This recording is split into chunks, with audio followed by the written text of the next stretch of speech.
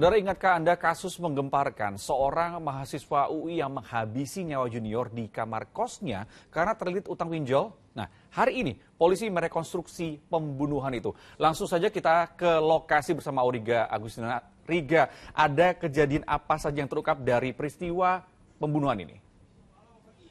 Kalau ditanya kejadian apa saja yang terungkap dalam peristiwa ini, tadi dalam rekonstruksi ini terlihat bahwa korban ini sempat diantar pulang oleh tersangka ke kosannya, di mana korban ini diantar dengan menggunakan motor milik dari tersangka. Nah, sebelum masuk ke dalam kos-kosan, tadi tersangka sempat terlihat mengecek joknya bolak-balik karena di dalam jok tersebut ini terdapat senjata tajam yang ia gunakan untuk membunuh korban. Nah, setelah itu tadi tersangka ini terlihat masuk ke dalam kos-kosan dan mengecek apakah situasi atau kondisi di dalam kos-kosan ini aman atau tidak. Nah, ketika terpantau aman, kemudian tadi tersangka ini terlihat keluar, kemudian mengambil senjata tajamnya lagi yang berupa pisau lipat dan dimasukkan ke dalam kantong. Nah, senjata tajam itulah yang digunakan oleh tersangka untuk membunuh korban.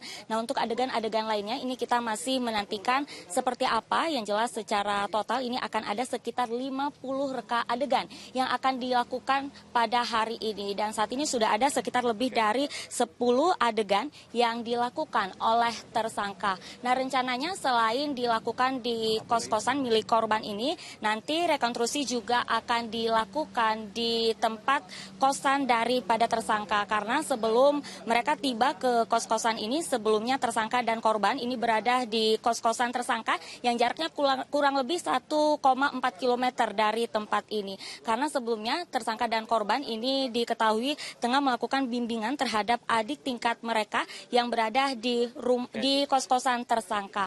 Nah, selain itu perlu diketahui juga saudara dan juga Jati bahwa seperti yang kita ketahui bersama, motif dari pembunuhan ini diduga karena tersangka ini ingin menguasai harta dari korban sendiri karena si tersangka ini terjerat oleh kripto, di mana untuk kasus ini juga si tersangka ini mencuri sejumlah barang seperti MacBook dan juga ponsel milik dari korban. Nah, untuk hukuman yang disangkakan kepada tersangka ini ada sejumlah pasal berlapis, yakni pasal 340, 338 hingga 360, dan tersangka ini akan dijerat dengan hukuman maksimal, hukuman mati. Sementara demikian, Jati, kembali ke Anda di studio.